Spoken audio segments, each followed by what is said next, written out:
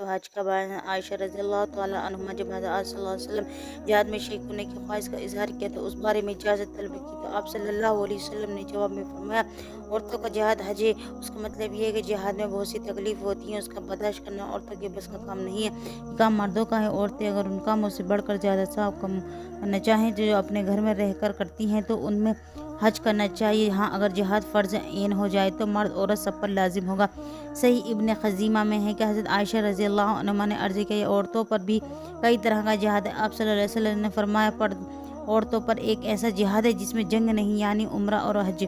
हज़रत अबू हुरैरा रज़ियल्लाहु ताला अन्हुमा फरमाते हैं कि हुज़ूर अक़दस सल्लल्लाहु अलैहि वसल्लम ने फरमाया, बड़ी उम्र वाले ज़ईफ़ औरत का जहाँ हज जहाँ उम्रा है, हज के शरई अखराजात में सफ़र, मदीना और तबरुकात का खर्च शामिल नहीं है।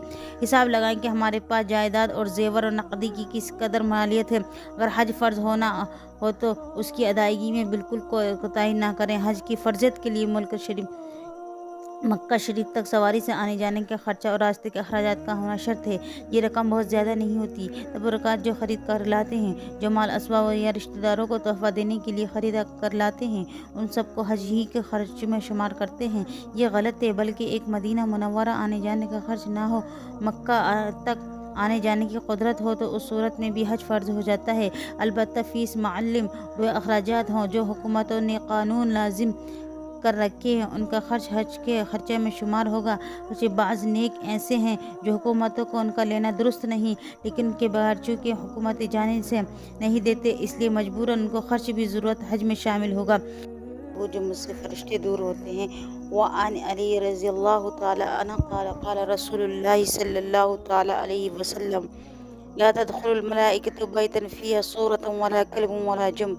हज़रत अली मुर्तज़ा रज़ी अल्लाह तआला अन्हु अगर मौजज़ा से रिवायत है कि सरवर दो आलम सल्लल्लाहु अलैहि वसल्लम ने फरमाया, जिस घर में तस्वीर या कुत्ता हो या जुम, यानी ऐसा कोई मर्द या औरत हो जिस पर गुस्ल फ़र्ज़ हो, उनमें फरिश्ते दाखिल नहीं होते। जिस पर गुस्ल फ़र्ज़ हो उसके लिए ये जायज़ तो है नमाज़ पढ़ने का वक्त होने तक करे, लेकिन बेहतर यही है कि जल्द अज जल्द गुस्ल कर ले। और वजह उसकी यह है कि फ़रिश्तों की जुम से ज़िद, जिस घर में जुम हो उसमें जाने से फ़रिश्तों को तकलीफ़ महसूस होती है, इसलिए ऐसे घर में नहीं जाते जिसमें जुम हो। उस हदीस में ये बात बताइए कि अलबत्ता एक हदीस में ये वारिद हुआ है कि जुम अगर वज़ू कर ले तो फ़रिश्तों को उसके करीब जाने से गुरेज नहीं होता।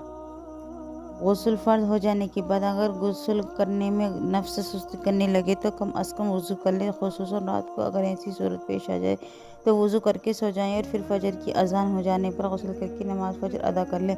फ़र्ज़ और हो जाने की हालत में अगर कुछ खाना चाहे तो वज़ू करके खाना पीना बेहतर है। इस हदीस में यह है कि फ़रिश्ते उस घर में भी दाखिल नहीं होते जिसमें तस्वीर हो या कुत्ता हो। तस्वीर अगर किसी दाखिली इमारत की हो तो घर में रह सकते हैं, बशर्ते का कुफ्र की निशानी ना हो और उसके साथ किसी जानदार की तस्वीर न बनी हो। और जानदार की तस्वीर बनाना, घर दफ्तर वगैरह में लगाना और सजाना सब हराम है। इस तरह कुत्ता पालने के बारे में भी सख्त वईद वारिद हुई है।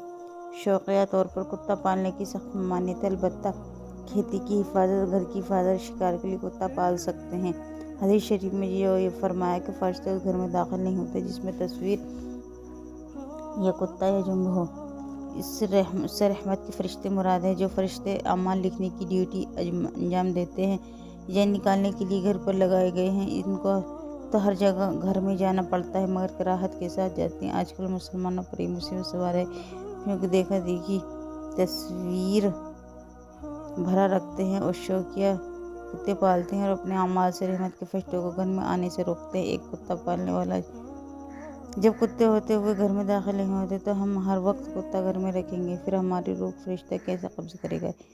देखे जो फ़रिश्ता कुत्ते की रूह कब्ज़ करता है वही उसकी रूह कब्ज़ कर लेगा जो मौत से बचने के लिए कुत्ते को घर में घुसाए रहेगा।